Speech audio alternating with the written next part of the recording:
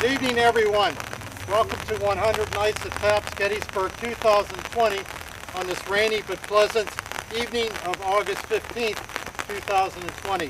My name is John Tuskin.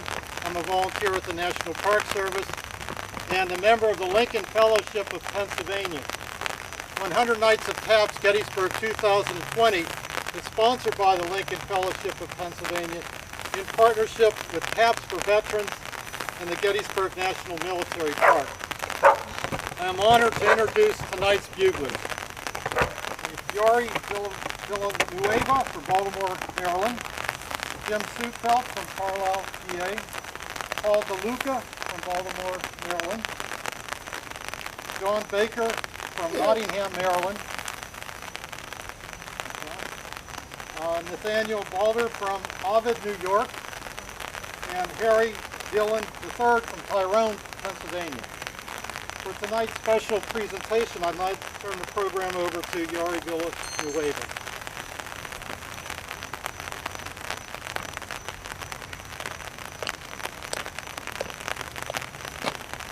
We're here to honor a dear departed comrade who left us this week, a reenactor bugler, phenomenal trumpet player, who served with the 3rd New Jersey Volunteer Infantry.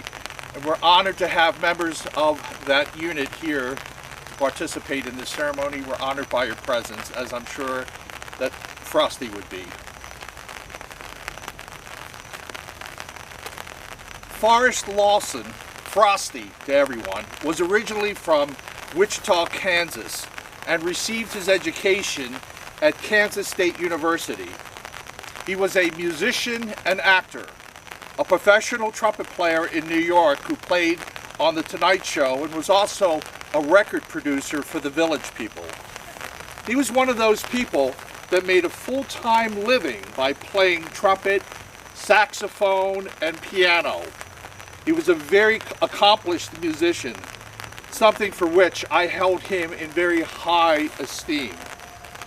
Frosty wrote a song, America, the Light of the World, and you can find it on YouTube if you look it up, America, the Light of the World.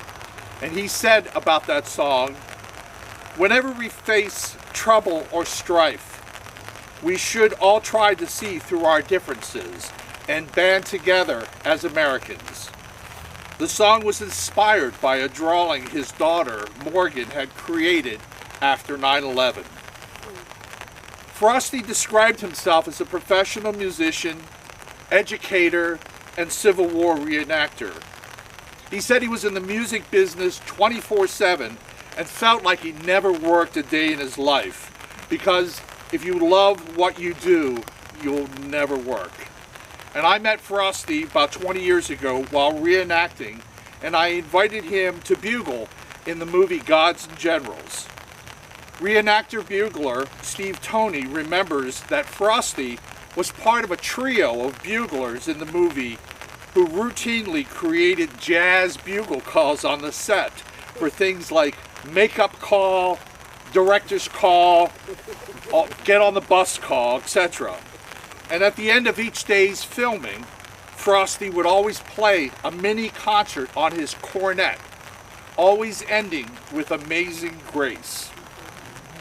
As I mentioned before, Frosty was also a member of the 3rd New Jersey Infantry Volunteers, acting as principal musician. That is, the one who directed all the field music. He was also on their nonprofits board, serving as their treasurer.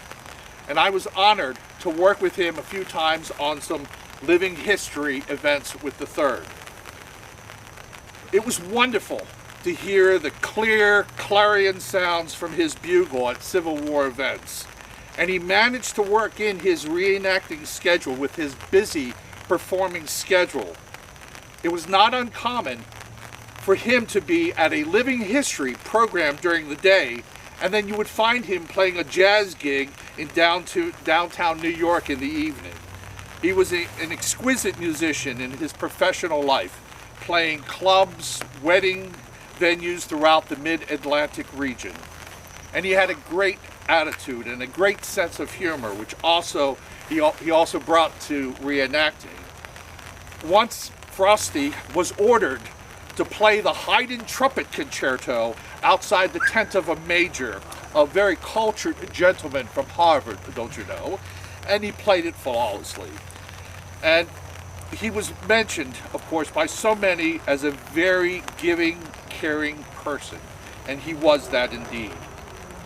In addition, Frosty held a black belt in karate and also instructed that art to his students. In his spare time, Frosty also gave music lessons at Sussex County Community College.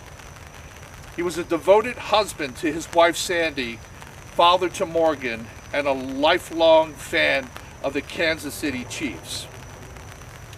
Tonight in Gettysburg, we will sound the tattoo.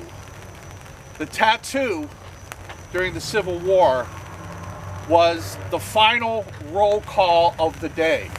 There were 3 roll calls: reveille in the morning, then retreat in the afternoon, then finally in the evening, roll call. Everyone had to be accounted for. I'm going to sound the call of tattoo. Then in military custom, we will read the name of principal musician Lawson 3 times. At the conclusion of the 3rd time, when he doesn't answer the roll call, we will sound taps in his memory.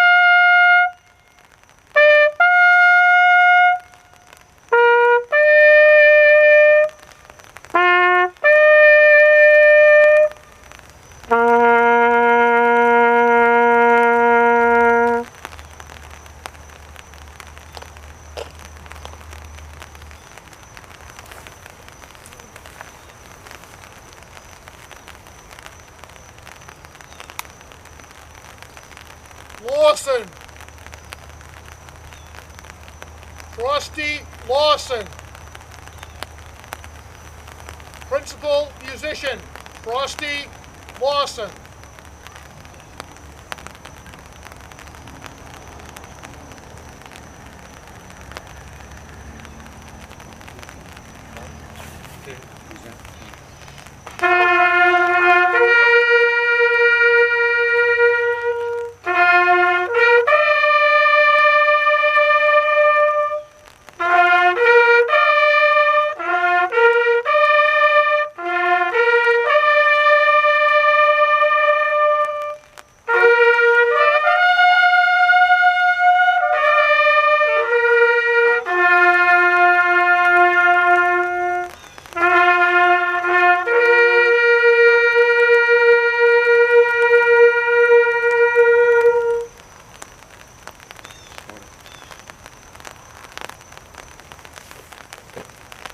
Gentlemen, very well done.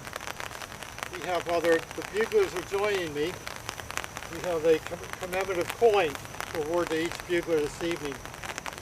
These coins are struck by the Lincoln Fellowship of Pennsylvania every year to award to buglers and other participants in 100 Nights of Taps. This year, the fellowship has gone a different direction and taken one soldier who's buried here in the cemetery to honor for the entire season as representative of all the soldiers buried here. And the soldier this year, whose image is on the coin, is Sergeant Isaac S. Osborne. Sergeant Isaac S. Osborne, whose grave is on the 4th row up. Behind me there's a flag planted at his grave site. If you'd like to pay your respects at the end of the ceremony this evening, please do. I just want to take a minute to tell you about Sergeant Osborne. He served with the 62nd Pennsylvania Infantry Regiment. 62nd Pennsylvania Infantry Regiment, Company I. Company I of that regiment was the color company, which meant that they carried the national colors and the regimental colors in the battle. As the color company, they were off to the, generally in the center of the regiment as they went into battle. Sergeant Osborne was the color sergeant. His primary duty was to defend the colors with the color guard. That the color sergeant was elected by their fellow soldiers. Usually the bravest and strongest men were chosen to be the color sergeant. Sergeant Osborne died July 2nd, 1863, bravely defending the colors in the wheat field. He was initially buried on the road between the peach orchard and the wheat field and later reinterred here. We also know about Sergeant Osborne, not only was he a brave soldier, he was a great father. He had 2 sons. The 3rd son was born after he was killed. He wrote to his sons prolifically. We know that from his letters that survive. His 3rd son, Isaac, namesake Isaac, interesting but sad story, American story.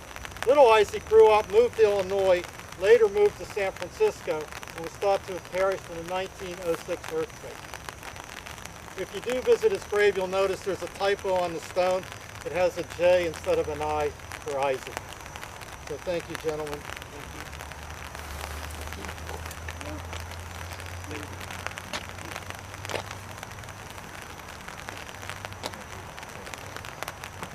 We also have for each of the buglers tonight a Tops for Veterans patch.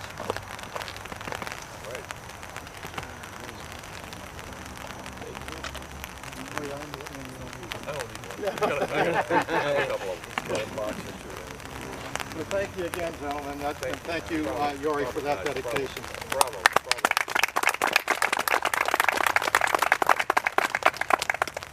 So I have a couple things before we close the ceremony tonight. We sound taps here every night at 1900 hours, 7 p.m. So please join us again if you can. We also have if you can, please join us on Tuesday. This Tuesday we have a special commemoration honoring the centennial anniversary of the ratification of the 19th Amendment in the Constitution, guaranteeing and protecting women's constitutional right to vote. So please come out for that if you can. Wendy has planned a special program for that evening. Also, one final thing, we'd like to recognize any active duty military or veterans here tonight. If you're active duty or a veteran, could you please raise your hand? Yeah. Thank you. Thank you all. Thank you. Thank you again for coming out, and thank you, buglers. Thank you, Yari. Thank you. Thank you, gentlemen.